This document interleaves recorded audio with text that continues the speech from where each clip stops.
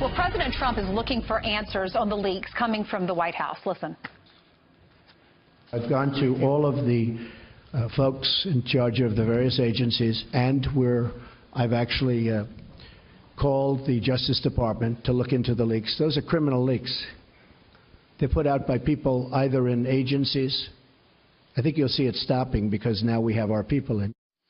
One person who would also like to see those leaks stop, a former CIA officer who says the spies plotting against the president are out of control. Joining me now is that former CIA officer and Democrat. His name is Bryan Dean Wright. Thank you so much for being with us. So great to be here. So there are leaks. You know this right. for a fact. That's you right. have friends in the intelligence community. You were a CIA agent. That's right. Yeah. What are they telling you?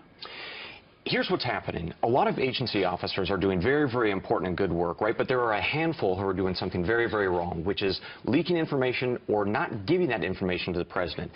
They are doing that for a couple of different reasons, but the persons or the folks who are doing that for political purposes, partisan hatred, that's dangerous. That's incredibly dangerous for the Republic because they don't get to decide winners and losers. The American people get to decide that. They did in November. I might not like it as a Democrat, but the people spoke. And for somebody to sit back and try to push the scales of politics in this country because they don't like the results, especially former spies, current spies, I should say, that's wrong. He's the commander-in-chief. He's the one in charge. He's the one that makes decisions. And if he doesn't have all the information, isn't it putting our country at risk? Unquestionably. Listen, I served under President Bush. You know, as a Democrat, there were times that was very difficult, right? But you walked in, not as a Democrat or a Republican or a Christian or a Muslim or gay or straight. It didn't matter. As an American. That's right. And you salute your flag and you salute your commander-in-chief and you serve your country. That is your oath to the American people. So as a Democrat, how do you think the media or the intel community is treating this president? Well, again, I think most are doing their job, and most serve him and serve him faithfully. But the problem is, I think it's the leftovers from the last administration, and then people who are just cranky that, frankly, they didn't get a job in the Clinton administration, if I could be very blunt.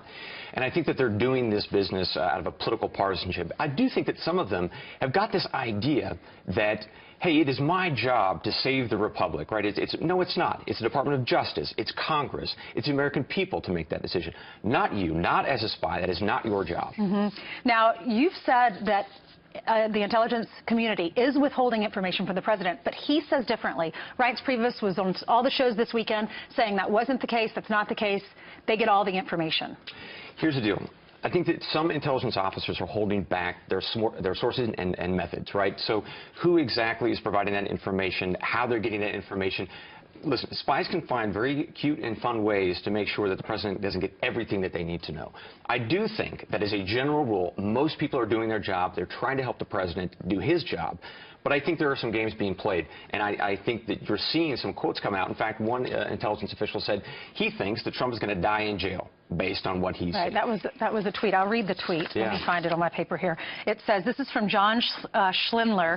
It was a tweet from Intel official that Trump will die in jail, and this is what he said. Now we go nuclear. The Intel community war going to new levels. Just got an email from senior Intel community friend. It began.